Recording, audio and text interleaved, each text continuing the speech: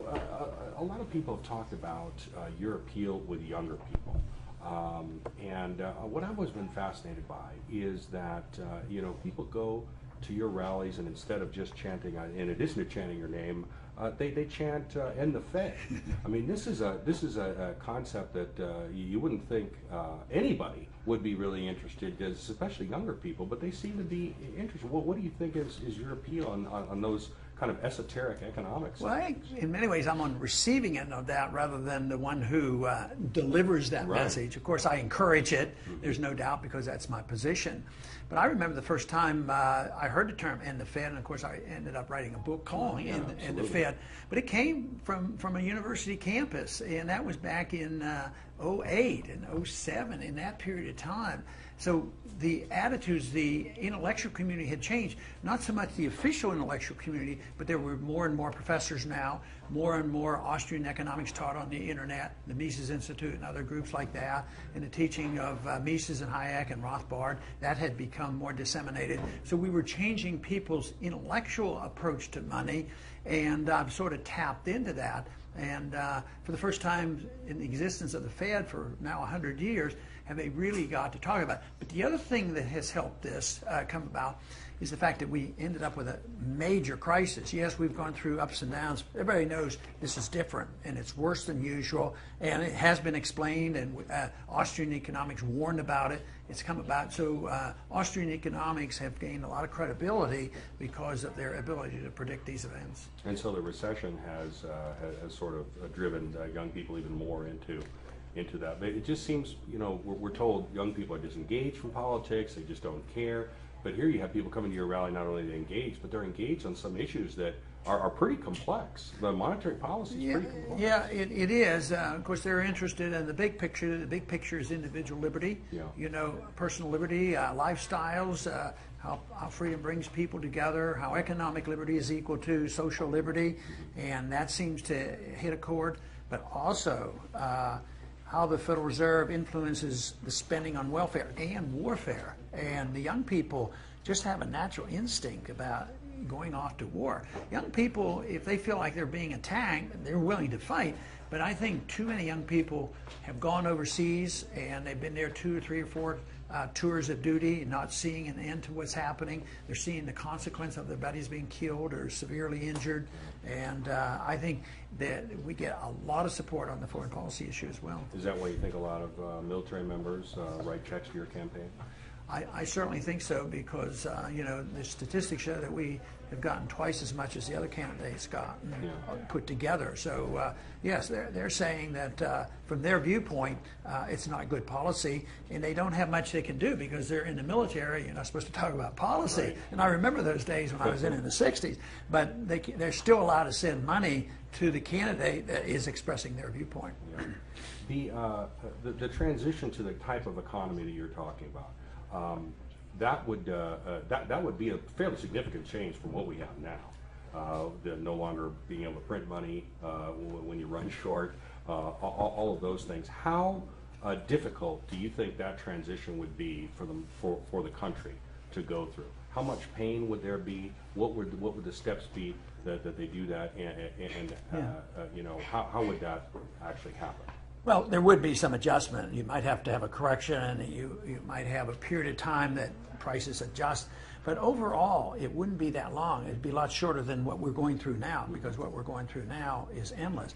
And there is a famous free market individual that kept things together in the 50s and the 60s and even the 70s was Leonard Read, at the Foundation of Economics Education. And he told me once, he says, think of it this way.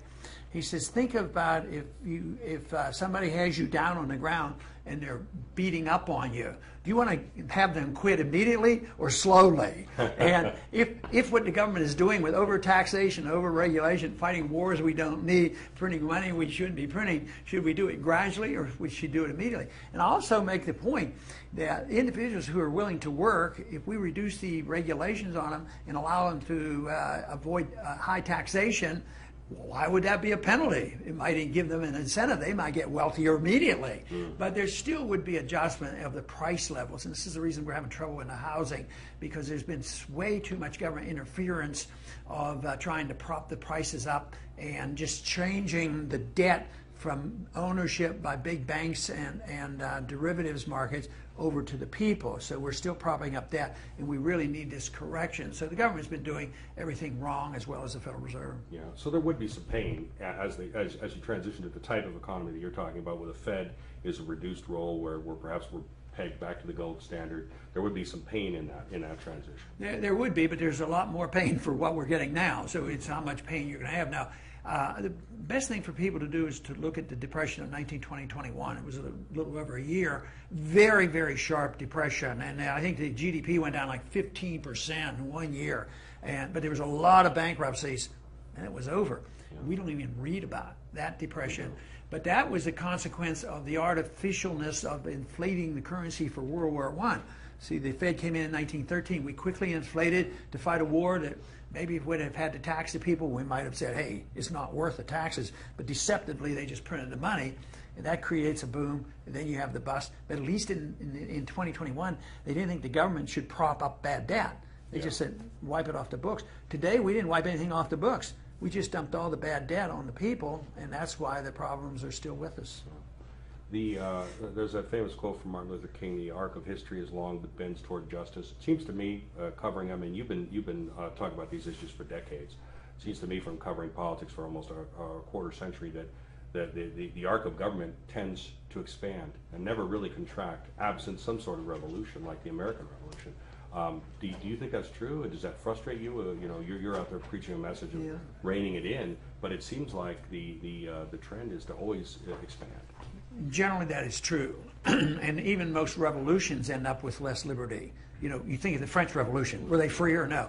But ours was, and that was one of the unique aspects of our revolution, is we ended up with more freedom, not less. But one example that they've used in history was when the Corn Laws in England were repealed, and that was a shift from mercantilism to more of a capitalist system, and that went rather smoothly and brought back economic growth because they rejected the idea that you had to protect foreign markets and you had to have protectionism and tariffs and all, and that was released. They released the free market then, and that was achieved. But basically, governments accumulate power, and they're very hesitant to give it up. Yeah. But I think we're seeing an opportunity now, and that we knew something about our past, and we will have a crisis. It's going to get worse. And then the big contest, are we going to do what traditionally happens, that the people get frightened and ask for more government? Like, okay, we had fear build up after 9/11, well, let's give us the Patriot Act and let's go fight wars that are unnecessary. Or are we going to say that government is too big and they have failed, they didn't give people free houses, let's just get the government out of the housing business? Yeah. It's a big decision, and it's an intellectual decision, but I think right now we're gaining on this, and people are starting to realize, and that's where we're getting enthusiasm for our campaign. And why do you say that? Is it because you're getting more votes this time around than you did the time before? Absolutely, we're getting more votes, but the turnouts are so much bigger. There was a lot of enthusiasm before, but even the votes, the net votes, so whether you look at Iowa or New Hampshire, or even where we didn't do so well in South Carolina, Florida, compared to 4 years ago, the true believers in freedom, I mean, the numbers are growing rather rapidly, and we hope to make this point here in Nevada and the caucus states to show that there is a lot of energy and a lot of support for these views. Yeah, you did very well here 4 years ago. Came in second to Mitt Romney. You think you're gonna how well do you think you're gonna do this time? Well, I hope we can really challenge him. I mean, he has some edge. He has some extra money, and he has some advantages, and he's been well known. But we have the enthusiasm and we have the momentum. I think we have the message too. Do you think you'll come in second, or do you think you might even beat him? Yes.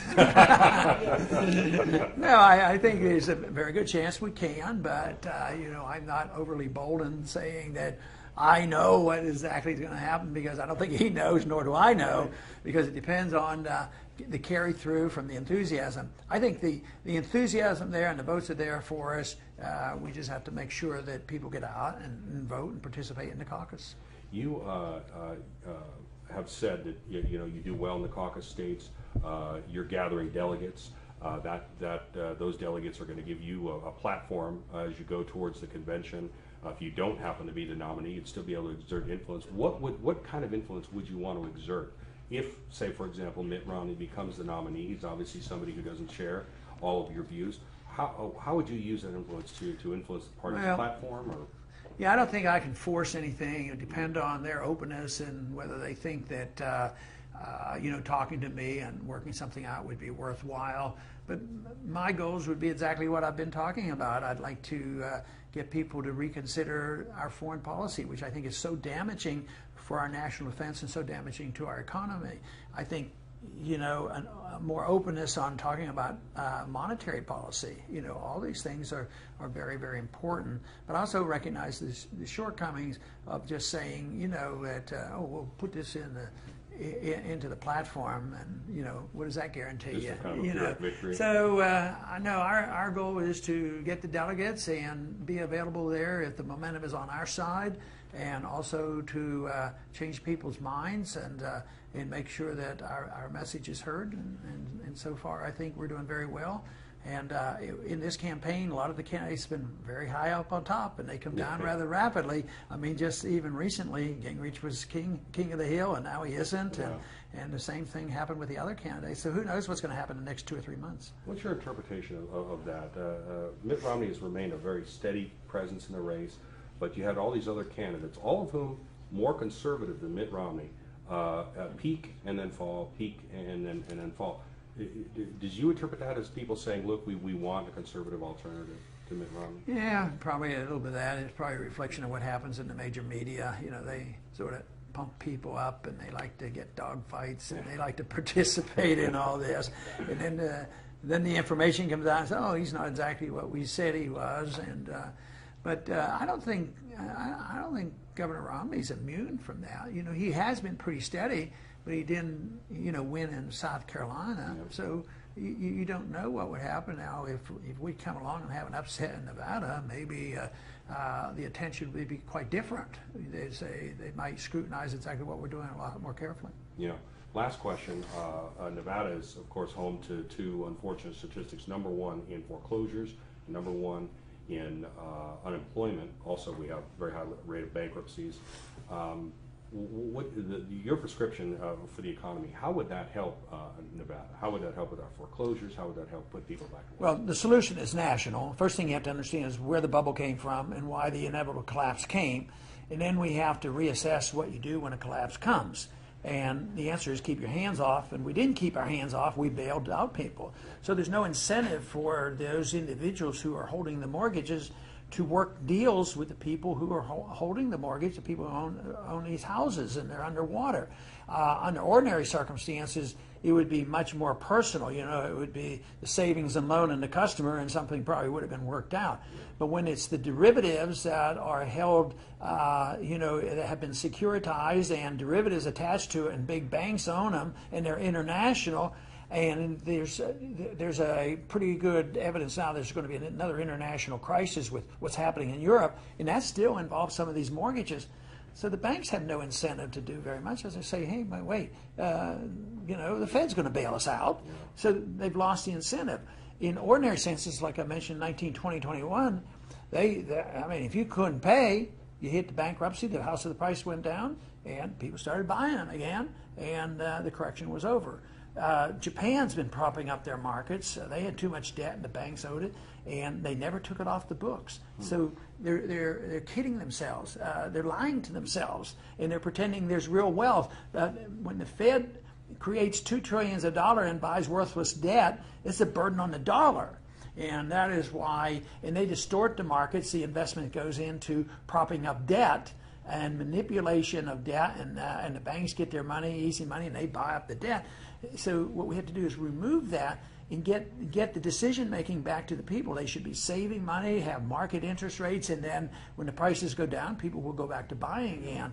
But right now we're doing no program that would help people stay in their homes. Things like that President Obama's proposed, refinancing at lower rates, nothing like that. I think that's wrong, but the goal is right. But you get that goal by promising you won't bail out anybody, so that somebody's going to have to make a deal. They're either going to have to say 50 cents on the dollar, or they have to liquidate or something like that. But to create $5 or $10 billion for this, which will be $20 billion, how can we continue to bail out debt problems with more debt? It'll be an absolute failure. It'll just prolong the agony. It's more the same thing that has prolonged the recession that we're in the middle of right now.